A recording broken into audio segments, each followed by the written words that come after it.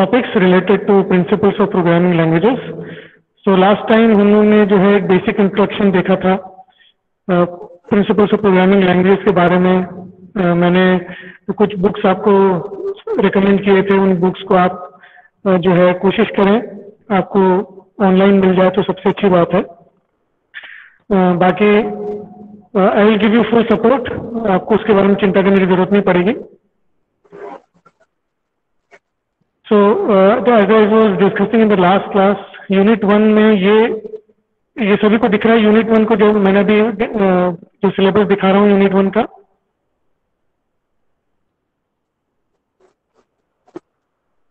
Yes sir visible है।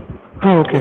तो unit 1 के जो टॉपिक्स हैं जो मैं कह रहा था लास्ट क्लास में कि program design, introduction, fundamental design concepts, modules and modularization criteria, design notation, procedure template, pseudocode, structured flowchart, decision tables, design techniques, stepwise refinement, level of abstraction, top-down test plans, design guidelines.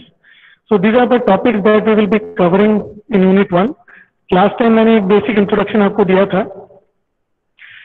So this was the introduction part, so I will just review it. So program design का क्या मतलब निकलेगा? The activity of progressing from a specification of some required program to a description of the program itself. ठीक? So specification of some required program का मतलब क्या है कि first you have to identify what is the aim of the entire program that we are going to develop. Aim को जब identify करते हैं जिसको हम लोग बोलते हैं प्रॉब्लम स्टेटमेंट, जब प्रॉब्लम स्टेटमेंट आइडेंटिफाई होता है उसके बाद हम डिस्क्रिप्शन पे आते हैं कि प्रोग्राम अब उस प्रॉब्लम स्टेटमेंट को कैसे सॉल्व करेगा। So most phased models of the software life cycle recognize program design as one of the phases. तो इनिशियल फेजेस में प्रोग्राम डिजाइन का प्रोसेस को किया जाता है। तो input to this phase is a specification of what the program is required to do. So जो problem statement है उसके बेसिस पे हम आइडेंटिफाई करते हैं कि प्रोग्राम किस प्रकार से क्रिएट किया जाएगा। ठीक, सो तो जो प्रोग्राम है वो प्रॉब्लम स्टेटमेंट को सॉल्व करना चाहिए। So the output phase of the description of the program is some form that provides a suitable basis for subsequent implementation. ठीक, तो प्रोग्राम डिजाइन में हम क्या कर रहे हैं? We are actually creating a roadmap of how the problem has to be solved using our software. Next जो है, there are some basic phases in program design. Program design करते वक्त जैसे डिजाइनिंग का क्या मतलब होता है कि एक ब्लूप्रिंट तैयार करना, एक रोड मैप तैयार करना, जिस रोड मैप पे चल के आप एक पर्टिकुलर प्रॉब्लम को सॉल्व कर सकते हैं। किसी भी प्रॉब्लम को सॉल्व करना हो तो आपको पहले उसका एक प्लानिंग क्रिएट करना पड़ता है। That kind of planning when we are doing it using software, तो उसको हम कहते हैं प्रोग्राम डिजाइन कहते हैं। क्योंकि हम लोग सॉफ्टवेयर प्रोडक्शन कर रहे हैं तो सॉफ्टवेयर प्रोग्राम डिजाइन कहेंगे। तो डिजाइन फेजेस जो है वो दो मेन फेजेस में डिवाइडेड है। एक आर्किटेक्चरल डिजाइन होता है और एक डिटेल्ड डिजाइन होता है। ठीक, मैं सभी स्टूडेंट से रिक्वेस्ट करूंगा कि अपने कॉपीज में आप जो है आज का डेट डालें, नेम लिखें, सेक्शन लिखें और उसमें जो मैं आपको पॉइंट्स बता रहा हूँ उसको नोट डाउन करना शुरू करें। क्योंकि ये जैसे मैंने अभी पहले कहा था कि ये जो आप नोट्स बनाएंगे उसको आपको एनी टाइम अपलोड करना पड़ेगा। इसलिए प्लीज आप लोग अपना कॉपी किताब लेके अच्छे से बैठे, जो भी मैं पॉइंट्स बता रहा हूँ उसको नोट करते जाइए। ये आपको टेस्ट में भी काम आएगा। अभी इस पर्टिकुलर लेक्चर के बाद मैं टेस्ट कंडक्ट करूंगा, तब आप उसको उसी नोट्स के हेल्प से आप उसको सॉल्व कर पाएंगे। So design phase is divided into two sub phases. First is architectural design and second is detailed design. Architectural design जो होता है, it is the design at a gross level. Gross level in the sense कि पूरा का पूरा software कैसे बनेगा, उसके ओवरऑल प्लान। क्रिएट किया जाता है, that is known as architectural design. Architectural design में पूरे कंपोनेंट्स रहते हैं, मेन कंपोनेंट्स रहते हैं जो पूरे सॉफ्टवेयर को बनाने में हेल्प करेगा। आर्किटेक्चरल डिजाइन में डिटेल्स में कुछ भी नहीं दिया जाता है, सब कुछ जो है ग्रोस लेवल में दिया जाता है। Gross level means upper level में दिया जाता है। So it is a gross level description of the entire program. अब इसमें जो है जो कंपोनेंट्स दिखाते हैं हम आर्किटेक्चरल डिजाइन में, उनके इंटर रिलेशनशिप समझ में आता है इसमें कि वो कैसे इंटरैक्ट करेंगे, डेटा जो है पूरे सॉफ्टवेयर में कैसे फ्लो करेगा, इसका भी एक आइडिया हमको आर्किटेक्चरल डिजाइन से पता लग जाता है। सो आर्किटेक्चरल डिजाइन जो है वो कंपोनेंट्स और उनके इंटर रिलेशनशिप्स को भी हमको बताता है। डिटेल डिजाइन आता है जब architectural design is complete, then we create the detail design. In detailed design, each and every component that we have shown in the architectural design is explained in details, and उनके जो stages हैं, उनके जो सब phases हैं, उसको भी detail में बताया जाता है। So आर्किटेक्चरल डिजाइन का एक बोला चाहिए जो है एक सुपरसेट बन जाता है डिटेल डिजाइन, क्योंकि डिटेल डिजाइन में बहुत सारी चीजें डिटेल्स में हम बताते हैं जो आर्किटेक्चरल डिजाइन में सिर्फ ऊपरी तरीके से हम डिस्प्ले करते हैं। So detail design is a more refined way of representing the architectural design in a very detail manner. So ये दो मेन कैटेगरी ऑफ डिजाइन हम क्रिएट करते हैं जब प्रोग्राम डिजाइन की बात आती है, सॉफ्टवेयर प्रोग्राम डिजाइन की जब हम बात करते हैं। नेक्स्ट हमने डिस्कस किया था अबाउट सॉफ्टवेयर लाइफ साइकिल, मैंने बहुत शॉर्ट में आपको बताया था। सो सॉफ्टवेयर लाइफ साइकिल क्या होता है? Software life cycle is how the entire software project is getting created. तो लाइफ साइकिल का मतलब ये होता है कि इंसेप्शन होगा, इंसेप्शन होकर उसका डेवलपमेंट होगा, डेवलपमेंट होने के बाद फिर उसका एंड होता है। तो ये लाइफ साइकिल जो है सॉफ्टवेयर का ऐसे ही चलता है। यहाँ पे हम क्या डिसाइड करते हैं कि जो प्लान क्रिएट किया जाता है, प्लान कहाँ से क्रिएट होता है? जो यूजर ने अपने रिक्वायरमेंट्स हमको दिए हैं उसके बेसिस पे we create a plan, and according to the plan the entire life cycle of the software is created. So life cycle depicts the complete lifetime of a software system, initial conception से लेकर final obsolescence तक। Initial conception मतलब creation of the software, एक single line of code का creation से लेकर software जो है वो इंस्टॉल करके कस्टमर को देने के बाद उसका एंड कर दे, मतलब उसका जो है कंपनी की तरफ से जो है कंप्लीशन कर देना, ये पूरे लाइफ साइकिल को रिप्रेजेंट करता है। ठीक, और ये एक लाइफ साइकिल है जिसको हम फॉलो करेंगे, because this life cycle is followed everywhere in the entire software industry. क्योंकि जैसे लास्ट क्लास में हम लोगों ने डिस्कस किया था कि अगर कोई भी सॉफ्टवेयर कंपनी में काम कर रहा है, वो अगर सॉफ्टवेयर को बनाते बनाते दूसरे कंपनी में चला जाता है तो वो सॉफ्टवेयर अधूरा रह जाएगा। अगर हम सॉफ्टवेयर लाइफ साइकिल को प्रॉपरली फॉलो करके डेवलपमेंट प्रोसेस को कर रहे हैं तो कोई भी दूसरा व्यक्ति आके उस अधूरे सॉफ्टवेयर को आगे बढ़ा के कंप्लीट कर सकता है।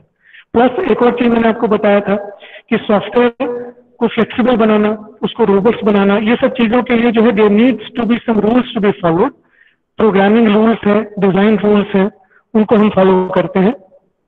तो उसके बेसिस पे जो है वो जो रूल्स आते हैं that is also part of software life cycle production. ठीक, सो उसको हम लोग जो है डिटेल में पिछली बार हम लोग एक ब्रीफ में देखे थे। ये सभी को दिख रहा है सॉफ्टवेयर डेवलपमेंट लाइफ साइकिल का जो इमेज मैं आपको दिखा रहा हूँ। Is it visible to everyone? Yes sir. Yes sir. Okay, हाँ, अब इसमें आप ऑब्जर्व करेंगे कि सबसे पहले जो है रिक्वायरमेंट एनालिसिस है। नंबर 1 लिखा हुआ है रिक्वायरमेंट एनालिसिस। रिक्वायरमेंट एनालिसिस में जैसे मैंने आपको बताया था कि यूजर से हम रिक्वायरमेंट लेते हैं।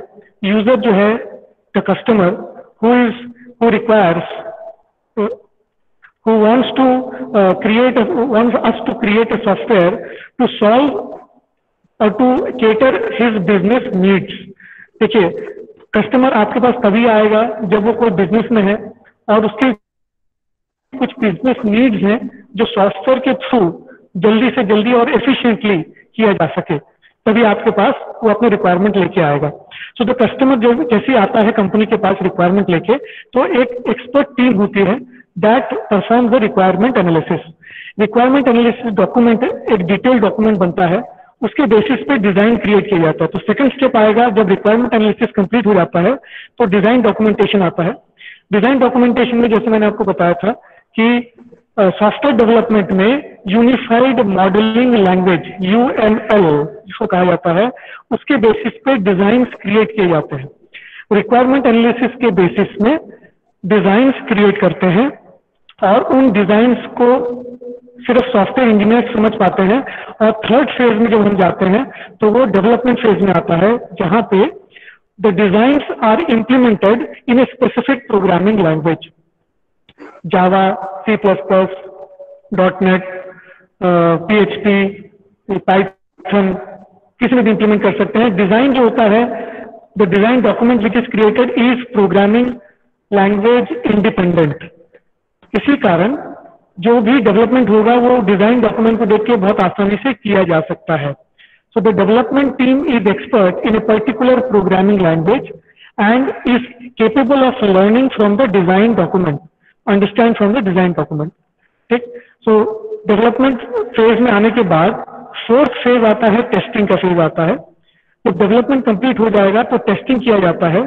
टेस्टिंग टू टेस्ट कि रिक्वायरमेंट एनालिसिस और डिजाइन के हिसाब से डेवलपमेंट हुआ है कि नहीं हुआ है। अगर डेवलपमेंट वैसे नहीं हुआ है तो वापस टेस्टिंग के बाद ये वापस डेवलपमेंट फेज में चला जाता है। ठीक, तो टेस्टिंग जब तक ओके नहीं होगा तब तक आगे फेजेज में हम नहीं जाते हैं। Testing is done to verify, it is kind of a verification and validation task. इसमें दो मेन टास्क होते हैं, verification and validation. Verification or validation. Have we created the software right? And have we created the right software? देखिए दो statements हैं। Are we creating the software right? और have we created the software correctly? तो दो तरीका, मतलब आपने सही तरीके से सॉफ्टवेयर बनाया है कि नहीं, ये क्वेश्चन होता है। और दूसरा होता है जो सॉफ्टवेयर हमने बनाया है वो सही बना है कि नहीं। तो this is verification and validation.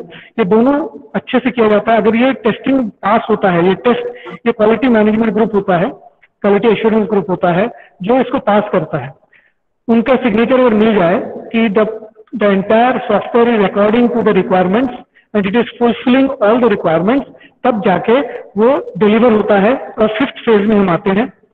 Deliver जब होगा वो सॉफ्टवेयर कस्टमर को दे दिया जाएगा और कस्टमर उसको जो है यूज करेगा और अपने क्वेरीज पुटअप करेगा। और फिर हम कस्टमर के साइड में जाके उस पर्टिकुलर सॉफ्टवेयर को मॉडिफाई करेंगे, अपग्रेड करेंगे और जो नेसेसरी इंप्रूवमेंट है उसमें करेंगे। सो वो आता है मेंटेनेंस फेज कहते हैं उसको। और मेंटेनेंस फेज जो है it is a very long phase, because जितना वारंटी आप देंगे सॉफ्टवेयर का उतना दिनों तक या उतने सालों तक, उतने महीनों तक आपको मेंटेनेंस करके देना पड़ेगा।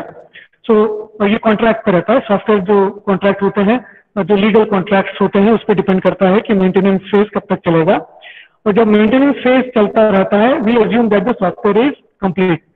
ठीक, जब मेंटेनेंस फेज कंप्लीट हो जाता है तब हम सॉफ्टवेयर को इन द शेल्फ डाल देते हैं, क्योंकि अब वो सॉफ्टवेयर पे कोई काम नहीं होगा, वो ऑफिशियली क्लोज हो जाता है और फ्यूचर में उस सॉफ्टवेयर को यूज करने के लिए उसको एनेबल करके रख दिया जाता है। तो these are the phases through which the entire software development process goes on. इसको हम लोग बोलते हैं SDLC. So these are the phases of SDLC. तो सभी को दिख रहा है, ये 10 phases सबको दिख रहे हैं? Yes, sir. Okay. So these are the 10 phases को नोट कर लीजिए सभी। SDLC phases, Software Development Life Cycle phases.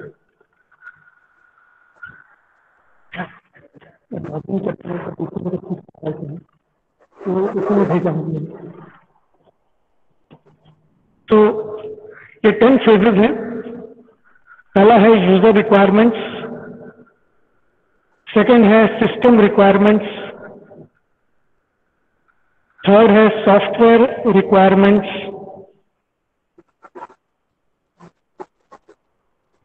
Fourth है ओवरऑल डिजाइन, फिफ्थ है डिटेल्ड डिजाइन, सिक्स्थ है कंपोनेंट प्रोडक्शन, 7th है कंपोनेंट टेस्टिंग। 8th है इंटीग्रेशन एंड सिस्टम टेस्टिंग।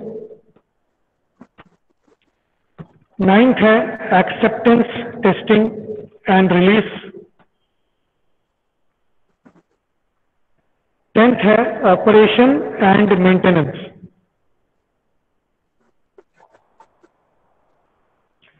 तो ये सभी 10 पॉइंट्स आप नोट कर लें।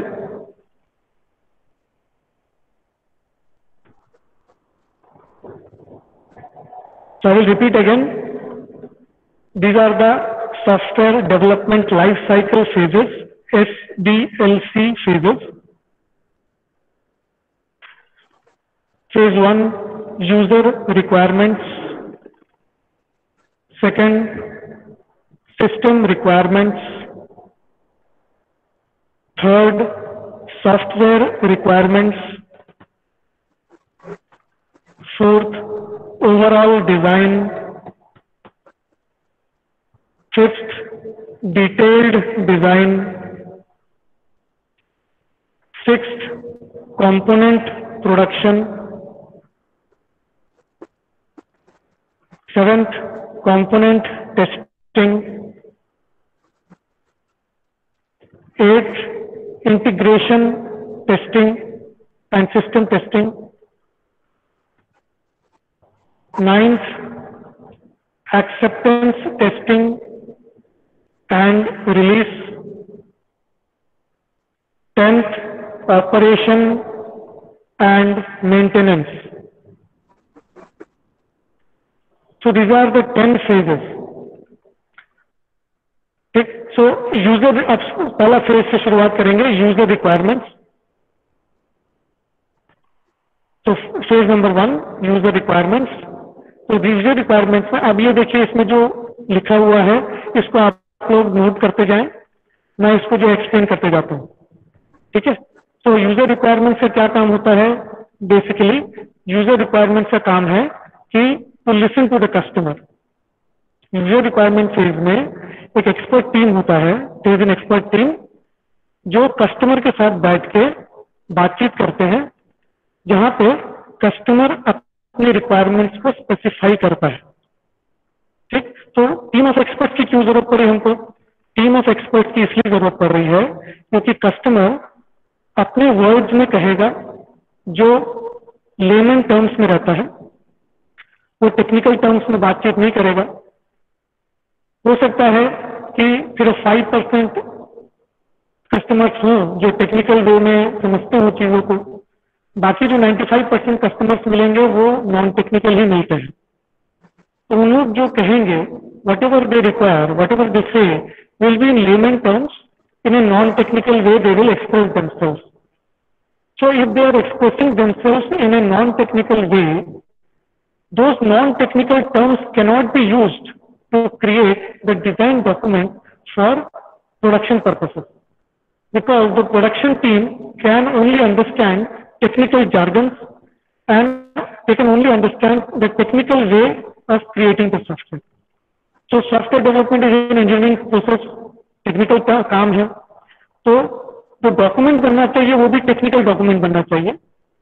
तो यूजर से जो आएगा that will be in layman terms, the experts will convert those sentences, problem statements given by the user into technical requirements, so that those technical requirements can be converted into design documents. तो software design document में convert अगर करना है तो उनको technical terms में या technical way में रिप्रेजेंट करना जरूरी है, और ये एक्सपर्ट टीम मेंबर्स करके देते हैं। सो it is a very crucial step. ये अगर स्टेप गलत हो जाए तो पूरा प्रॉब्लम स्टेटमेंट गलत हो जाएगा। अगर प्रॉब्लम स्टेटमेंट गलत हो गया तो सॉफ्टवेयर ही गलत बनेगा, तो पूरा मेहनत, पूरा पैसा, पूरा टाइम वेस्ट हो जाएगा। So,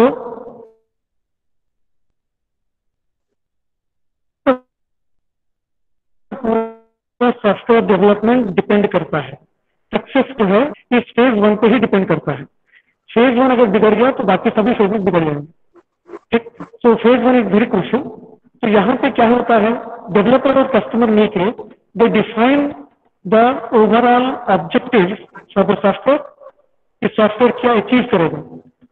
सॉफ्टवेयर बनने के बाद कस्टमर उसको लेके क्या अचीव कर पाएगा ये डिसाइड किया जाता है। Then identify the non requirements. देखिए मैं यहाँ पे आपको पॉइंट क्या लिखा है, नॉन रिक्वायरमेंट्स। इसका मतलब there be some unknown requirements also. तो ये दोनों चीजें होती है, ये बहुत इंपॉर्टेंट चीज है कि बोलते रीडिंग बिटवीन द लाइन्स कहा जाता है। ये वही चीज है कि नॉन रिक्वायरमेंट्स का अपरेंट होते हैं, जो यूजर ने आपको बताया है वो तो आप समझ गए, लेकिन जो यूजर बताना चाहता है लेकिन बोल नहीं पा रहा है, वर्ड्स को ऐसे यूज कर रहा है जिसमें वो बात छुप गई है, as an expert you should be able to identify कि वो कस्टमर जो कह रहा है उसके बैकग्राउंड में और भी चीजें हैं जो उसको देनी पड़ेंगी। So identify the non requirement is very crucial, और identifying the hidden requirement is more crucial. इसको बोलते हैं रीडिंग बिटवीन द लाइन्स। ठीक, सो यूजर इंटरफेस चाहिए जहां पे एज और नेम एंटर होना चाहिए। अब यूजर नेम होगा तो किस फॉर्मेट में रहेगा, आप as an expert you can understand कि age should be numeric and name should be alphanumeric, can be alphanumeric और कंप्लीटली अल्फाबेटिकल। तो ये आइडेंटिफाई कर लेना, इसको बोलते हिडन रिक्वायरमेंट, कि बैकग्राउंड में क्या होगा।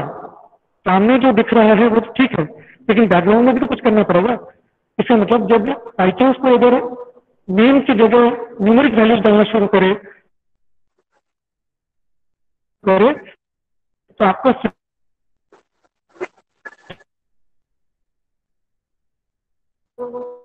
ये रिक्वायरमेंट आइडेंटिफाई आवाज नहीं आ रही आपकी अच्छे से। करने बहुत सर आवाज बहुत एको हो रही है सर, सुनाई नहीं दे रहा है, अटक भी रहा है क्लियर है। सर, समझ नहीं आया सर, आवाज नहीं आ रही ढंग से। आगे आवाज नहीं आ रही सर, लैग हो रही है आवाज। हेलो, हाँ थोड़ा सा वो इंटरनेट के कारण, हाँ इसलिए मैं दैट इज वाई मैं स्लोली कह रहा हूँ। आ रही आवाज? सर एको हो रही है बहुत। सर वीडियो रिकॉर्डिंग नहीं आ रही सर, अटक आ रहा है एकदम। सर बहुत एको हो रहा है। क्लासरूम में है इसलिए एको ज्यादा हो रहा है। अभी आ रही आवाज? हाँ अभी आ रही है। आवाज आपको आ रही है?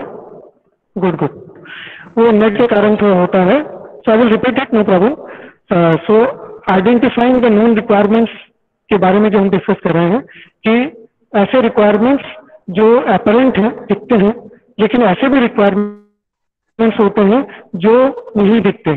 जैसे अभी मैंने कहा कि यूजर अगर आपको कहता है कि उसको एज इनपुट कराना है तो आप एज इनपुट करने के लिए टेक्स्ट बॉक्स देंगे, लेकिन आपको उसके साथ एक वैलिडेशन भी देना पड़ेगा कि एज इनपुट करते वक्त उसमें अल्फाबेट्स नहीं आने चाहिए, ओनली न्यूमेरिक वैल्यूज, और वो भी रेंज होना चाहिए कि 0 या माइनस में तो एज हो नहीं सकता। से फॉर एग्जांपल 18 से लेकर से 85 तक ये रेंज जो है होना चाहिए। तो this is validation, that requirement जो है ये आप एज ए एक्सपर्ट आपको आइडेंटिफाई करना है। तो यूजर आपको जो कह रहा है वो तो अपरेंट रिक्वायरमेंट्स है, नोन रिक्वायरमेंट्स है, और हिडन रिक्वायरमेंट्स आपको आइडेंटिफाई करना पड़ता है।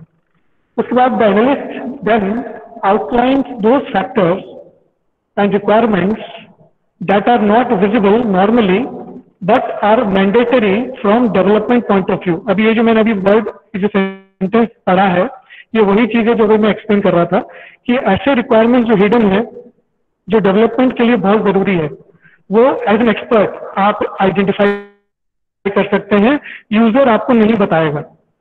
सो जो प्रॉब्लम एनालिसिस वाला पार्ट होता है ना, बहुत ही क्रूशियल होता है इस पर्टिकुलर स्टेप में, जहां पे as an expert you have to use your experience to understand what the customer needs and how you should give to the customer so that customer gets more than satisfied with the software. ठीक, तो the user requirement specification जो बनता है वो एक document बनता है। अब ये पहला फेज में पहला डॉक्यूमेंट आपका क्या बन गया, user requirements specification document. User requirements specification document, ये जो डॉक्यूमेंट है it is now created in this phase. पहले फेज जो है फेज 1 को कंप्लीट करने के बाद you should have with you the user requirements specification document which contains the description of the business needs of the user, what the user requires. Business need से क्या मतलब होगा, बिजनेस नीड देखिए कोई भी कस्टमर, जैसे मैंने अभी शुरुआत में कहा था, कोई भी कस्टमर अगर आपके पास आएगा फॉर सॉफ्टवेयर डेवलपमेंट, इससे मतलब उसका कोई बिजनेस है जिसको वो रन करता है और उस सॉफ्टवेयर से उस बिजनेस को वो आसानी से रन कर पाए, ऐसा सॉफ्टवेयर उसको चाहिए। तो बिजनेस नीड्स है कस्टमर के, वो आइडेंटिफिकेशन एंड डिस्क्रिप्शन, उसको कहते हैं user requirements specification.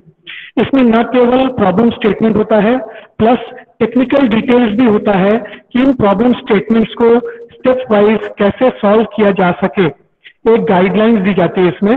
So this is a very technical document which is created from the user requirements. इसको बोलते हैं user requirements specification document. Remember this. Hopefully user requirement वाला जो फेज आपको समझ में आया है, it is very crucial, very very important.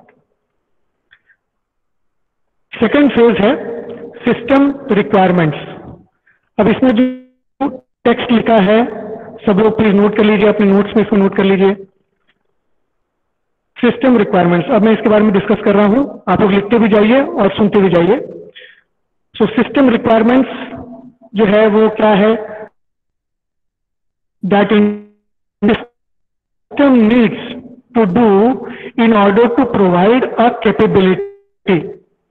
So capability का क्या मतलब हुआ, कैपेबिलिटी जो है वो सॉफ्टवेयर कैपेबिलिटी के बारे में कहा जा रहा है, जो सॉफ्टवेयर प्रोडक्ट हम बनाएंगे उसकी कैपेबिलिटी के बारे में बताई जा रही है। सॉफ्टवेयर कैपेबिलिटी का क्या मतलब हुआ, जो यूजर का रिक्वायरमेंट है उसको प्रोवाइड करने का जो फंक्शनैलिटी हम दे रहे हैं वो फंक्शनैलिटी को हम क्या करेंगे, सिस्टम कैपेबिलिटी। सो इसमें हम क्या करते हैं, सिस्टम में जो कैपेबिलिटीज होनी चाहिए उसका पूरा एक लिस्ट तैयार होता है। इसमें functional and non functional requirement list बनाई जाती है। फंक्शनल लिस्ट जो होता है वो अपरेंट होता है। अपरेंट मीन्स आपको दिखेगा कि फंक्शनैलिटीज जो आप कस्टमर ने जो डिमांड किया है फंक्शनैलिटीज, उसको आप क्लियर कट वे में मॉड्यूल्स बना के क्रिएट कर रहे हैं। That is apparent, that is जो है फंक्शनल रिक्वायरमेंट जिसको कहते हैं। और नॉन फंक्शनल रिक्वायरमेंट्स जो होते हैं वो होते हैं जो हिडन होते हैं, हिडन इन, हाँ क्या, हेलो सर एक बार और बता दो। क्लियर आ रही आवाज? Yes sir. हाँ फिर से बता रहा हूँ। तो देखिए, हाँ सिस्टम रिक्वायरमेंट्स जो है वो कैपेबिलिटी का स्टेटमेंट होता है। It is A statement indicating the capability of the software. दो टाइप के रिक्वायरमेंट्स होते हैं, एक होता है फंक्शनल रिक्वायरमेंट, एक होता है non functional requirement. Functional requirements वो सब रिक्वायरमेंट्स हैं जो अपरेंट हैं, जो दिखते हैं, जो यूजर ने आपको कहा बनाने के लिए, आपने उनके मॉड्यूल्स बना दिए, those are functional requirements completed. जो नॉन फंक्शनल रिक्वायरमेंट्स होते हैं वो क्या होते हैं, जैसे जो दिखते नहीं है लेकिन करना जरूरी है, इन द सेंस कि से फॉर एग्जांपल आपने एक मॉड्यूल बनाया, मॉड्यूल को आपने ठीक तरीके से बनाया कि नहीं, proper quality assurance procedures follow किया कि नहीं। अब क्वालिटी एश्योरेंस प्रोसीजर्स क्या है वो एक लिस्ट होना चाहिए आपके पास। तो क्वालिटी एश्योरेंस को कैसे इंप्लीमेंट किया जाए ये आपके पास नॉलेज होना चाहिए। तब जाके आप वो जो मॉड्यूल बनाएंगे जो फंक्शनल रिक्वायरमेंट्स को पूरा कर रहा है, उस मॉड्यूल को आप क्वालिटी वे में बना सकते हैं, क्वालिटेटिवली बना सकते हैं। क्वालिटेटिवली बनाने का मतलब ये भी है कि उसमें रोबस्टनेस होना चाहिए, फ्लेक्सिबिलिटी होना चाहिए, और ये सब चीजें कस्टमर आपको नहीं बताएगा, ये आपको खुद से सोच के बनाना पड़ेगा। तो वो नॉन फंक्शनल रिक्वायरमेंट्स कहते हैं। तो फंक्शनल रिक्वायरमेंट्स यूजर जो चाहता है एग्जैक्टली वैसी बना के मॉड्यूल्स दे दो, ये एक फंक्शनल रिक्वायरमेंट्स हो गए। नॉन फंक्शनल रिक्वायरमेंट्स वो सब हैं जो मॉड्यूल बनाते वक्त क्वालिटी रिलेटेड स्टेप्स, फिर डॉक्यूमेंट्स रिलेटेड स्टेप्स जो कस्टमर नहीं बताएगा, उसको मालूम भी नहीं है ये सब आप कर रहे हैं, ये सब चीजें नॉन फंक्शनल रिक्वायरमेंट्स के अंतर्गत आता है। So you need to identify both the requirements, functional as well as non functional. So it also has the specifications related to the project. ये भी हार्डवेयर और सॉफ्टवेयर भी जो ऐसी चीजें हैं जो कस्टमर नहीं बताएगा आपको, आपको जो है कस्टमर के रिक्वायरमेंट को समझ के हार्डवेयर और सॉफ्टवेयर रिक्वायरमेंट्स को सेट करना पड़ेगा फॉर द प्रोजेक्ट। क्योंकि पूरे प्रोजेक्ट में जो भी सॉफ्टवेयर लगेंगे फॉर डेवलपमेंट, देखिए सिर्फ डेवलपमेंट के लिए नहीं लगता है, टेस्टिंग के लिए भी लगता है, डिजाइन के लिए भी लगता है। तो क्या क्या सॉफ्टवेयर आपको जरूरत पड़ेगा, क्या क्या हार्डवेयर जरूरत पड़ेगा जिस पे आप अपने सॉफ्टवेयर को डेवलप करेंगे। प्लस एक और बहुत इंपॉर्टेंट पॉइंट इसमें आता है कि कस्टमर के जो विजिबिलिटी पे, कस्टमर के एरिया में जाके जब आप इस सॉफ्टवेयर को इंस्टॉल करेंगे तो उसमें सॉफ्टवेयर और हार्डवेयर रिक्वायरमेंट्स क्या होनी चाहिए वो कस्टमर को आपको बताना पड़ेगा कि आपको अपने हार्डवेयर को अपडेट करना है या सॉफ्टवेयर ये रखना है, ये ऑपरेटिंग सिस्टम आपको रखना पड़ेगा, तब जाके हमारा सिस्टम इंस्टॉल होगा, आपके सिस्टम में जाते हैं। सो this is the second step, जहां पे हम सिस्टम रिक्वायरमेंट्स को आइडेंटिफाई करते हैं, सिस्टम कैपेबिलिटी को आइडेंटिफाई करते हैं। ठीक, so this is the second step. Hopefully सबको समझ में आया है। Please note down whatever I have written here. तो आप देख रहे हैं स्लाइड में, प्लीज नोट इट डाउन।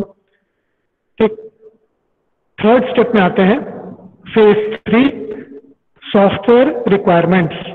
इसको नोट कर लीजिए, पॉइंट जो लिखा है मैंने उसको नोट कर लीजिए प्लीज। ठीक, तो मैं आप लोग नोट करते जाइए, मैं इसको एक्सप्लेन करते जाता हूं। ठीक, software requirements, from the user requirements software requirement specification is created. ठीक है, तो यूजर रिक्वायरमेंट्स के बेसिस पे सॉफ्टवेयर रिक्वायरमेंट स्पेसिफिकेशन डॉक्यूमेंट बनाया जाता है। It is a document which is to be created. और ये क्या क्या चीजें इसके अंदर रहती हैं? Introduction, informal description, functional description, behavioural description and bibliography. ठीक है, so these are the points, इसको याद रखिएगा, इसको नोट कर लीजिए। Introduction, information description, functional description, behavioural या नॉन फंक्शनल डिस्क्रिप्शन,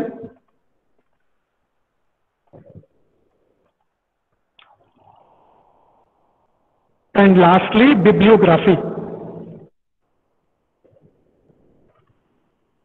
सो ये जो पॉइंट्स हैं, इन पॉइंट्स को इंक्लूड करने के बाद आपका सॉफ्टवेयर रिक्वायरमेंट स्पेसिफिकेशन डॉक्यूमेंट बनता है। इंट्रोडक्शन वाले पार्ट में क्या रहेगा? इंट्रोडक्शन वाले पार्ट में the basic aim of the system will be there, कि सिस्टम क्यों बना रहे हैं हम लोग, ये सॉफ्टवेयर सिस्टम को कहे किस लिए बनाया जा रहा है, उसका एक डेफिनेशन रहता है उसमें। और इसमें रिक्वायरमेंट स्पेसिफिकेशन के बारे में एक बेसिक चीजें बताई जाती हैं कि इसमें हम क्या करने वाले हैं, पूरा सॉफ्टवेयर डेवलपमेंट किस लिए किया जाएगा, और उसका जो है एक बेसिक स्टेटमेंट रहता है।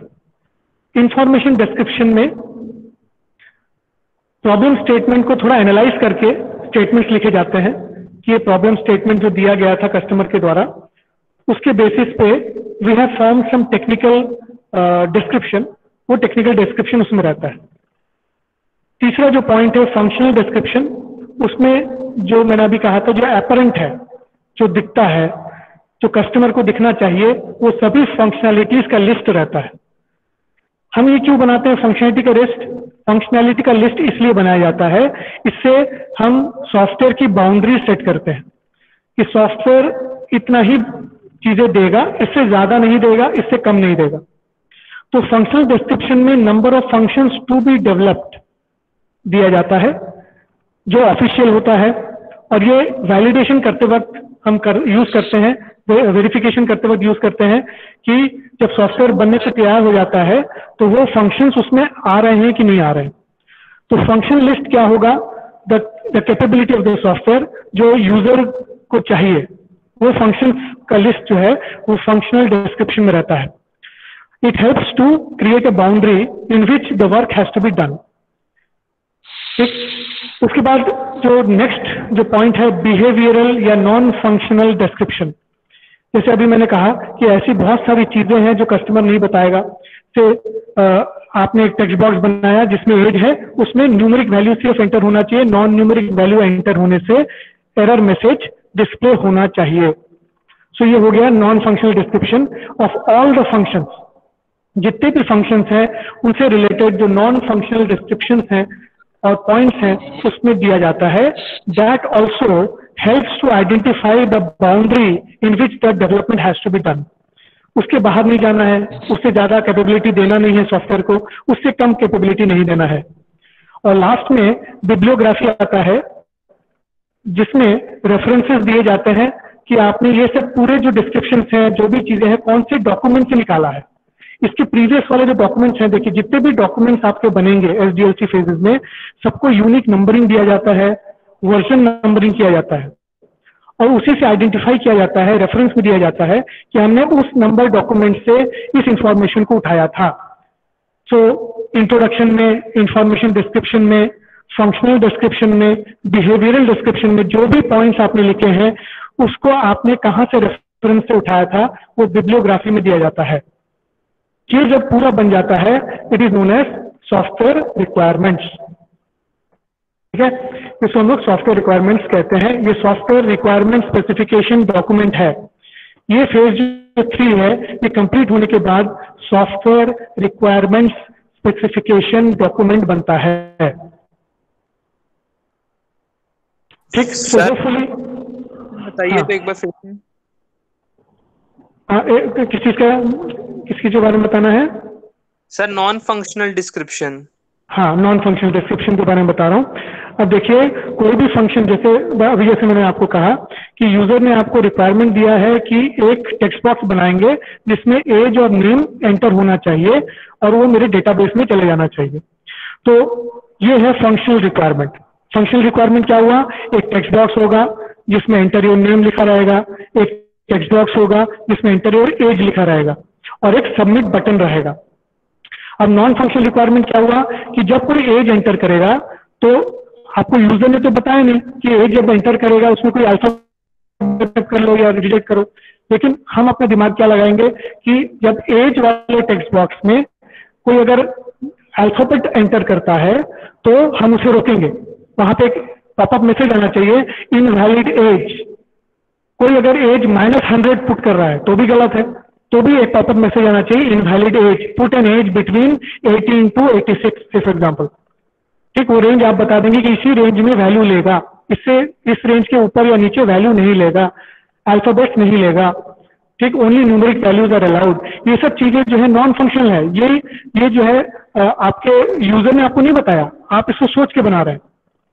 एक और नॉन फंक्शनल रिक्वायरमेंट क्या होता है, एक कैटेगरी का फंक्शनल नॉन फंक्शनल रिक्वायरमेंट क्या होता है कि उसका क्वालिटी आपने उसमें, जैसे प्रोग्रामिंग लैंग्वेजेस में क्या होता है, जैसे आप जावा वगैरह अगर किए होंगे, मुश्किल भी काफी लोगों ने जावा भी पढ़ लिया होगा, तो उसमें क्या रहता है, एक्सेप्शन हैंडलिंग प्रोसीजर दिया रहता है। एक्सेप्शन हैंडलिंग प्रोसीजर क्या करता है, गलत इनपुट आने पे जो है प्रोग्राम को टर्मिनेट होने नहीं देता, लेकिन एक मैसेज देके प्रोग्राम को आगे बढ़ाता है, उस गलती को ठीक करता है। तो ये एक्सेप्शन हैंडलिंग प्रोसीजर जो है ये भी रिक्वायरमेंट है, इसको तो करना पड़ेगा। तो ये कस्टमर नहीं बताएगा आपको, ये तो हमको सोचना है। तो that is non functional requirement. तो जो भी रिक्वायरमेंट अपरेंटली जो यूजर ने बताया है वो फंक्शंस के अलावा हम फंक्शंस दे रहे हैं, वो नॉन फंक्शनल रिक्वायरमेंट्स के कैटेगरी में आना शुरू होता है। तो exception handling procedure, quality assurance और जो है proper coding techniques to be followed, proper dos and don'ts to be followed while coding, ये सभी नॉन फंक्शनल रिक्वायरमेंट्स के कैटेगरी में आते हैं, क्योंकि ये अपरेंट फंक्शंस नहीं है जो यूजर ने स्पेसिफाई किया है। उसके अलावा आप क्वालिटी के लिए, रोबस्टनेस के लिए, फ्लेक्सिबिलिटी के लिए, मेंटेनेबिलिटी के लिए एक्स्ट्रा कोडिंग करते हैं, एक्स्ट्रा एफर्ट करते हैं, वो सभी एफर्ट और कोडिंग नॉन फंक्शनल डिस्क्रिप्शन में आता है। Hopefully it is clear. Sir bibliography. Yes sir. Sir bibliography sir एक बार। किस चीज का? बिब्लियोग्राफी। हाँ बिब्लियोग्राफी। बिब्लियोग्राफी में क्या है? बिब्लियोग्राफी में जो है it is description of whatever we have done, मतलब जो भी अपन ने पॉइंट्स बताए हैं, जो भी अपन ने पॉइंट्स लिखे हैं इंट्रोडक्शन में, इंफॉर्मेशन डिस्क्रिप्शन में, फंक्शनल डिस्क्रिप्शन में, नॉन फंक्शनल डिस्क्रिप्शन में, ये सभी चीजें हमने कहाँ से सोच के लिखा है उसको बिब्लियोग्राफी में डालना पड़ता है, जिसको बोलते हैं रेफरेंसेस। तो जितना भी रेफरेंसेस है, देखिए आप इसके पहले देखिए फेज 1 में एक डॉक्यूमेंट बनता है, फेज 2 में एक डॉक्यूमेंट बनता है, ये फेज 3 है। तो फेज 1 और फेज 2 में जितने भी डॉक्यूमेंट्स बने हैं उनका रेफरेंस बिब्लियोग्राफी में दिया जाता है, क्योंकि हम उसी का रेफरेंस यूज करके introduction, information description, functional description, non functional description बनाते हैं।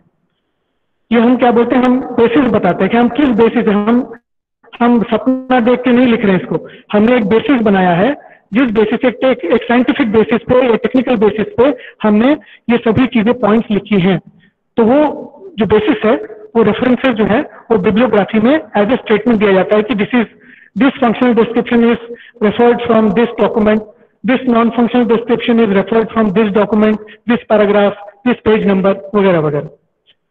क्योंकि जितने भी आप डॉक्यूमेंट्स बना रहे हैं सब में पेज नंबर्स रहेंगे, सबका डॉक्यूमेंट नंबर रहेगा, इंडेक्स रहता है। जैसे बुक बनता है ना, उसी प्रकार से बुकलेट जैसे बनाया जाता है, हर फेज का एक छोटा छोटा बुकलेट बनता है, इसमें एक इंडेक्स होता है, एक कंटेंट्स होते हैं, पेज नंबर्स दिए रहते हैं, फिर एक इंडेक्स, एक समरी भी होता है। तो ये सभी चीजें जो है वो बिब्लियोग्राफी में रेफरेंस के जो तौर पर दिया जाता है कि आपने कौन से फेज के कौन से बुकलेट का कौन सा पेज नंबर रेफर करके इस पर्टिकुलर स्टेटमेंट को लिखा है in the software requirement specification. तो ये एक बहुत ही सॉलिड बेस में बनाया जाता है, ये कोई भी इमेजिनरी बेस पे नहीं बनाया जाता। इसलिए बिब्लियोग्राफी में वो सब रेफरेंसेस दिए जाते हैं, जिन रेफरेंस के बेसिस पे आपने इस सॉफ्टवेयर रिक्वायरमेंट स्पेसिफिकेशन डॉक्यूमेंट को बनाया है। ठीक, सो होपफुली सभी को समझ में आया है। ठीक है, so I will request that everybody please maintain the notes for today. जो भी मैंने आपको बताया उसको प्लीज नोट करके रखें, because it might be used in future. So today आज हम यहीं पे अपने सेशन को एंड करेंगे। Thank you so much. आपके जो भी क्वेरीज हैं आप व्हाट्सएप करके और हमारा जो गूगल ग्रुप है उसमें आप मुझे जरूर कॉन्टैक्ट करें। I will be very happy to answer your queries. Thank you very much.